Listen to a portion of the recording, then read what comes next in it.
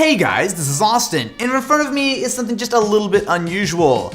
These are iPods. And no, not some relic from the mid-2000s. These are iPods that you can go out and buy today.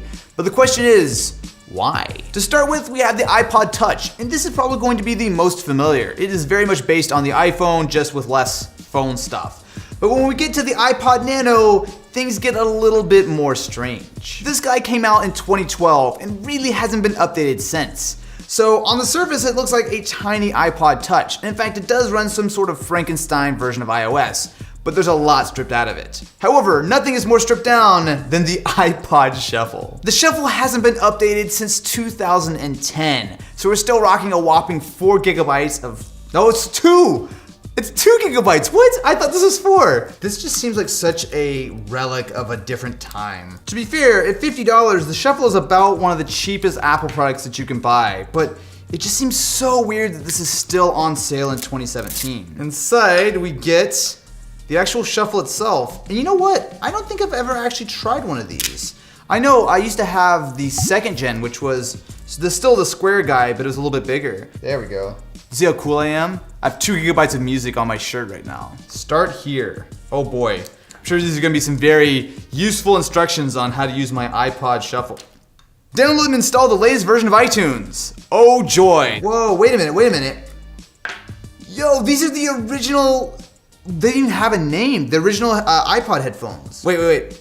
It even has that iPod smell. Yo, this is bringing me back right now. That's crazy though, it's so old that they literally haven't even updated it with earpods, which have been out for like 5 years now?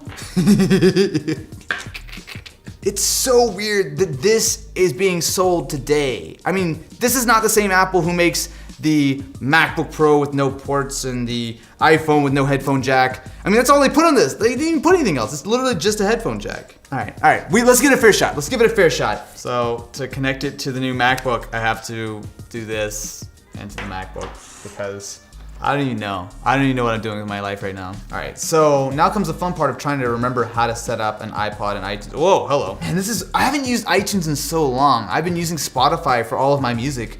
I actually need to see what iTunes music I still have. Oh no, there's Nickelback. There's Seal. Why is there Seal? Yeah, we can cut this part out, right? They don't need to know I ever listen to Nickelback. Wow, this sounds terrible. No.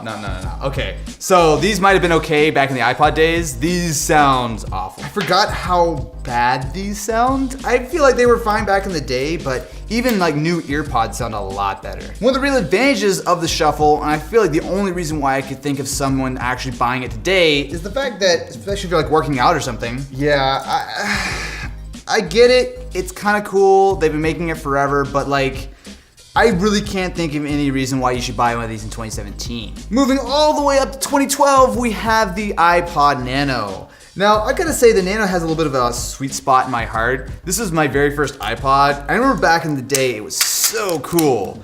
But now, I'm not so sure. I will give them one thing, this thing is really tiny.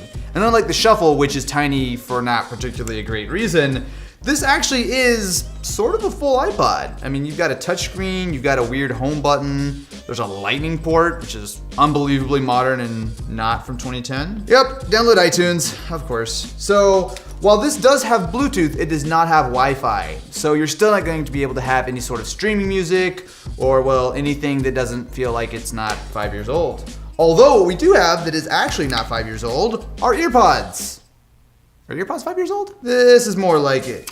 So while earpods might not be the greatest sounding headphones in the world, honestly, I actually don't mind them, especially for when I'm working out and want something that's a little bit smaller. It always brings me back so much. Back when we actually had to plug in via USB cables and rip CDs, and we are in. This is straight up like old school iOS. So we've got the blue icons, we can swipe back. You've actually got radio. I mean, I'm not so sure how often the radio is gonna be super helpful, but since this is the only form of streaming music to your iPod, it actually works out pretty well. It's just a little crunchy. The Nano is a really hard one for me to justify. I mean, sure, it's cool it's this small, and having the touchscreen is nice, But man, you gotta be a very specific kind of person who wants to spend $150 on something like this when you can get something like an iPhone or an iPod for just a little bit more. With the iPod Touch, we at least have something that was made in 2015, and it actually has reasonable specs. So we've got the same A8 processor from the iPhone 6, and as far as the actual design goes, this is not that far off from modern iPhones. You know, this design is actually still really nice. So not only am I really a big fan of that blue color, but this is nice and thin and shock, amazement! It has a headphone jack. But once you actually fire this thing up, you should find that it's still running a fully up-to-date version of iOS. The best part about the iPod is that it runs the full App Store, which means that pretty much any of the apps that will run on the iPhone will run here. Most importantly for me, as an iPod, I can use Spotify, Apple Music, whatever I want.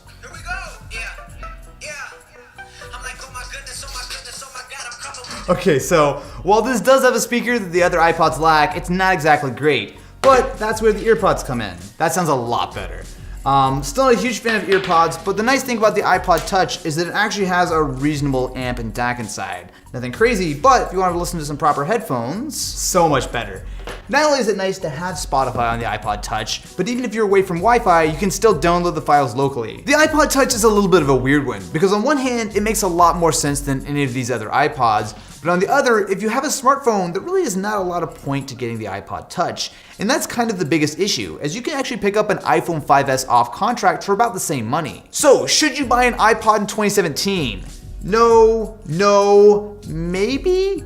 I feel like while the iPod Touch does make some sense in the lineup, it is really crazy that Apple still sells this entire range of iPods. But what do you guys think? When was the last time you used an iPod? Let me know in the comments below, and I will catch you in the next one.